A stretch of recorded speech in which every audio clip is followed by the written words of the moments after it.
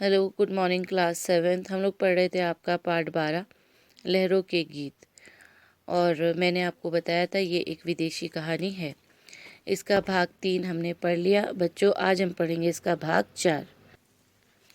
भाग 3 में हमने बच्चों यहाँ तक पढ़ लिया था कि सांप ने भी उड़ने की कोशिश करी और अपने आप को चट्टान से नीचे कूदा दिया। लेकिन सरीसृप प्राणी जो रेंगने वाले जीव जंतु होते हैं वो कभी उड़ नहीं सकते। तो क्या हुआ कि सांप चट्टान पर ही गिर गया। उसकी किस्मत अच्छी थी, चट्टान पर ही गिरा और बच गया, पानी में समुद्र में नहीं गिरा। आज हम इसके आगे देखेंगे बच्चों। देखिए, वे रेंगते हुए अपनी गुफा में आ गया और लगा मन ही मन कहने, उड़ने का मज़ा पा लिया। ये बाज, चील, कौए भी कितने मूर्ख होते हैं।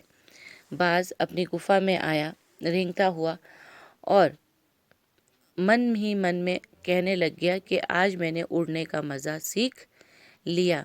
ये जो बाज है, कौवे हैं, चील हैं, ये लोग कितने मूर्ख होते हैं, कितने बेवकूफ़ होते हैं। पैरों के नीचे पड़ी धरती के सुख का पता नहीं और चलते हैं असीम आकाश की ऊंचाई नापने। कहने लगे पैरों के नीचे जो ज़मीन है उसका मज़ा तो इन्हें कभी मिलता नहीं है और चले जाते हैं उस आसमान की ऊंचाई नापने के लिए जो बहुत ऊंचा है। जिस आकाश में पैर रखने की भी जगह नहीं, वहाँ भला क्या सुख मिल सकता है।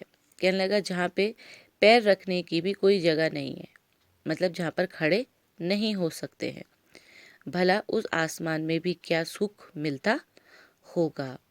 मैं भी कहाँ उस अभागे बाज की बातों में आकर कूद पड़ा, मरते मरते बचा। कहने लगा कहाँ मैं भी उस मूर्ख बाज की बातों में आ गया, उसके आकाश प्रेम को देखकर मैं भी उलझन में फंस गया और अपनी जान देने के लिए आकाश की तरफ उसकी बात मानकर मैं भी पहाड़ से कूद पड़ा उड़ने के सुख को पाने के लिए।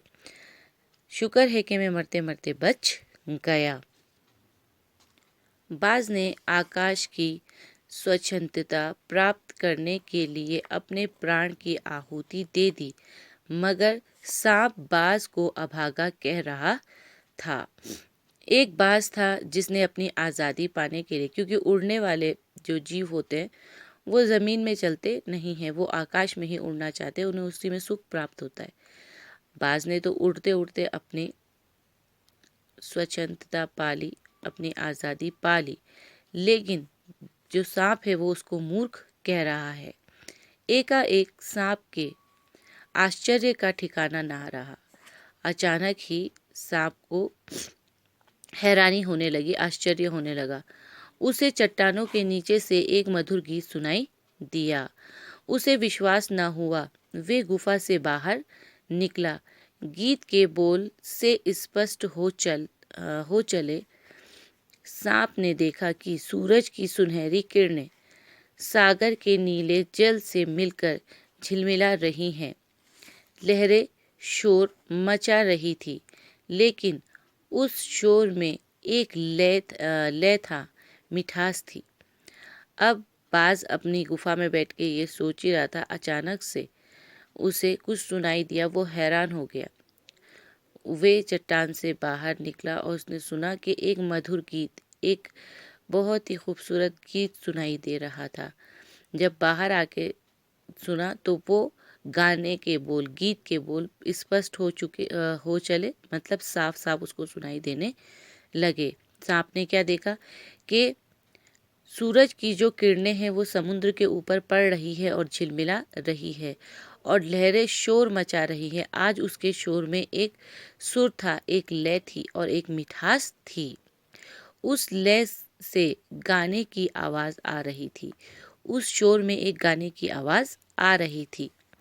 सांप ध्यान से सुनने लगा। उसने पाया कि लहरें गाने के बोल में उस बाज के साहस का गुणगान कर रही थी। इस गाने में लहरें संदेश दे रही थी, हमारा गीत उन साहसी लोगों के लिए है जो बाज की तरह ही मौत से नहीं डरते और अंतिम क्षण तक स्वतंत्रता स्वच्छंदता के लिए लड़ते हैं।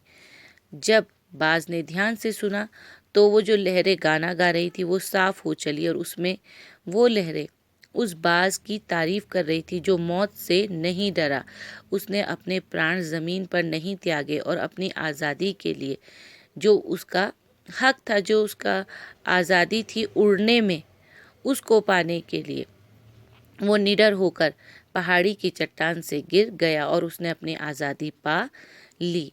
तो बच्चों, आज हमको ये लेसन ख़त्म हो गया है। इंशाल्लाह इसके होम क्वेश्चन आंसर हम लोग कल से करेंगे। और ये कहानी लिखी थी मैक्सिम गोर्की ने, ठीक है ना। तो घर पे रहिए, सेफ रहिए बच्चों। तब तक के लिए खुदा हाफिज़।